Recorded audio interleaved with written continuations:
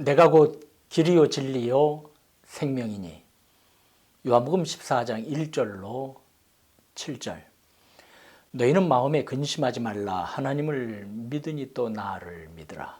내 아버지 집에 거할 곳이 많도다. 그렇지 않으면 너희에게 일렀으리라. 내가 너희를 위하여 거처를 예비하러 가노니 가서 너희를 위하여 거처를 예비하면 내가 다시 와서 너희를 내게로 영접하여 나 있는 곳에 너희도 있게 하리라. 내가 어디로 가는지 그 길을 너희가 아느니라. 도마가 이르되 주여 주께서 어디로 가시는지 우리가 알지 못하거늘 그 길을 어찌 알겠사옵나이까. 예수께서 이르시되 내가 곧 길이요 진리요 생명이니 나로 말미암지 않고는 아버지께로 올 자가 없느니라. 너희가 나를 알았더라면 내 아버지도 알았으리로다. 이제부터는 너희가 그를 알았고 또 보았느니라. 예수님께서는 십자가를 지시기 전 다락방에서 제자들에게 여러 말씀을 하셨습니다.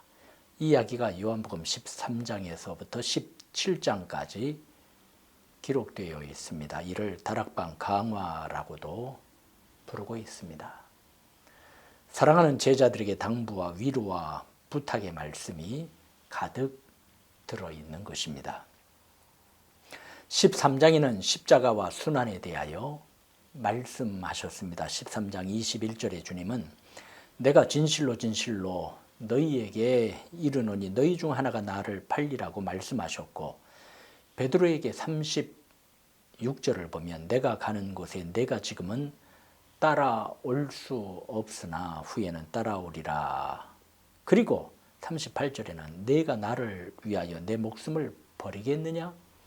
내가 진실로 진실로 내게 이르노니 닭 울기 전에 내가 3번 나를 부인하리라고 하셨습니다. 제자들은 근심합니다. 주님께서 십자가와 고난을 말씀하셨기에 예수님께서 어디론가 가신다는 말씀에 자기들 중에 주님을 팔 자가 있다고 하심에, 그리고 알지 못하는 막연한 불안 때문에 근심합니다. 무겁고 어두운 밤이었습니다. 예수님께서는 이제 다락방에서 설교를 시작하십니다. 고별의 설교인 것입니다. 너희는 마음에 근심하지 말라. 하나님을 믿으니 또 나를 믿으라.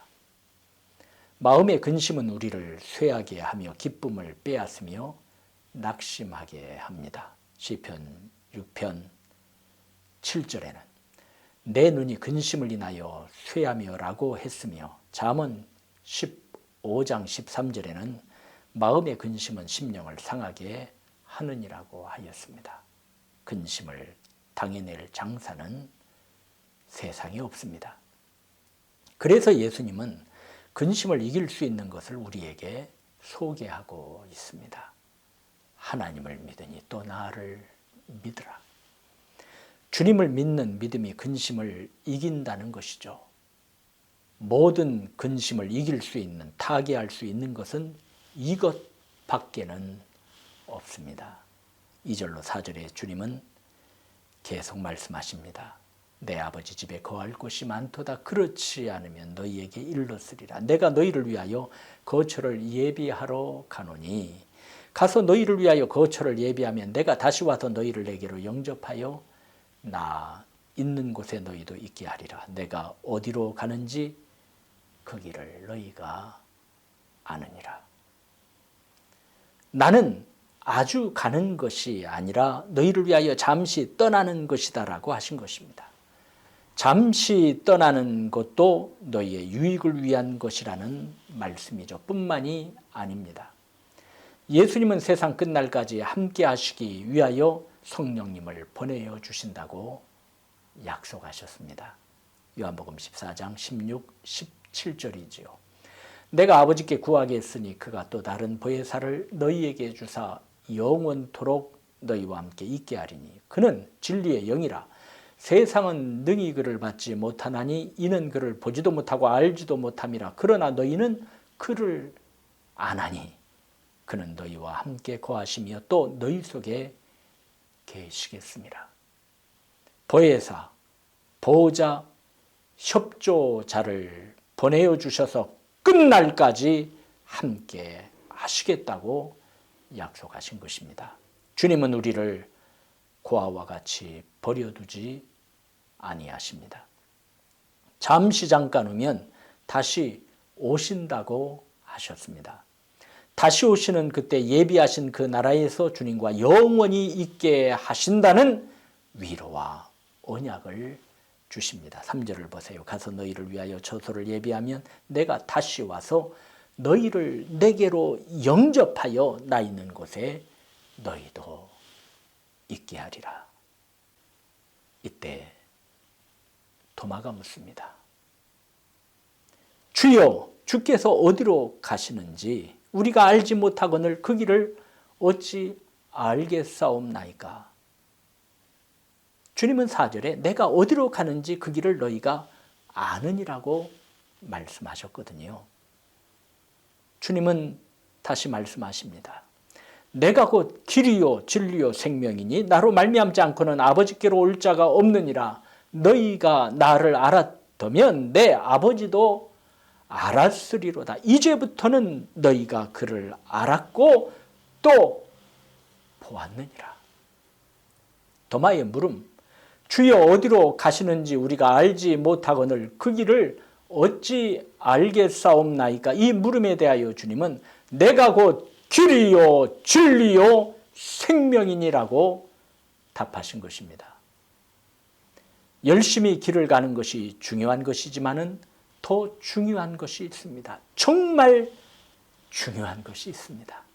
길을 옳게 들었느냐는 것입니다. 길을 옳게 들지 못했으면 열심히 가면 갈수록 낭패이죠. 목적지와는 점점 멀어지게 되는 것입니다.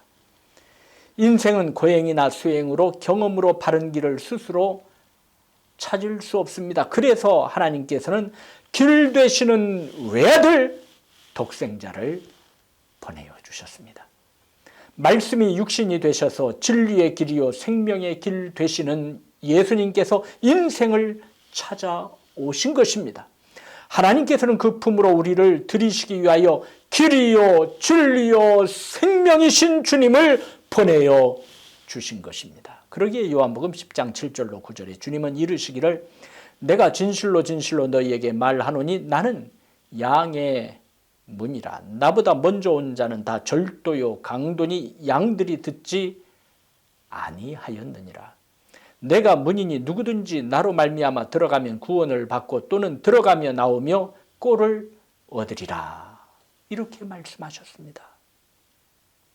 예수님을 통하지 않고는 거치지 않고는 보혈을 지나지 않고는 아버지 품으로 갈 자가 없다는 것이요.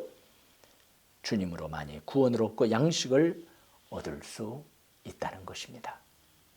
이 시간도 예수님께서는 아버지께로 가는 길은 오직 예수님 자신인 것을 분명하게 선언하십니다. 사도행전 26장에 보면 바울은 예수 믿는 자를 잡아 옥에 가두고 핍박하기 위하여 다메섹으로 가는 길을 걷고 있었습니다. 얼마나 열심히든지 가장 무거운 때도 아랑곳하지 않고 땀을 뻘뻘 흘리며 길을 걷고 있었죠. 이때 생명의 길, 진리의 길 되시는 예수님께서 찾아오셨습니다. 그 가는 길을 돌이키라는 것이요, 나를 따라 바른 길을 걸으라는 것이었습니다. 사도 바울은 하늘에서 보이신 것을 내가 거스리지 아니하였다라고 회고하고 있어요. 참길 오직 한 길 되시는 예수님을 따른 것입니다. 예수님은 진리이시기에 진리 되시는 예수님을 따라 그 길을 갈 때 아버지께로 갈 수 있습니다. 주님은 친히 증거하셨습니다. 요한복음 8장 31절 32절입니다. 그러므로 예수께서 자기를 믿은 유대인들에게 이르시되 너희가 내 말에 거하면 참 내 제자가 되고 진리를 알지니 진리가 너희를 자유롭게 하리라. 예수님은 생명이십니다. 주님께 닿는 모든 것이 삽니다.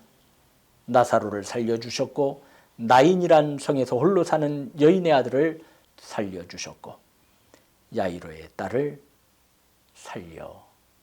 살려주셨습니다. 예수님은 천지를 창조하시어 생명을 불어넣어주신 창조주 하나님이십니다. 마태복음 14장 34절로 36절을 보세요. 그들이 건너가 게네사렛 땅에 이르니 그곳 사람들이 예수이신 줄을 알고 그 근방에 두루 통지하여 모든 병든 자를 예수께 데리고 와서 다만 예수의 옷자락에라도 손을 대게 하시기를 간구하니 손을 대는 자는 다 나음을 얻으니라.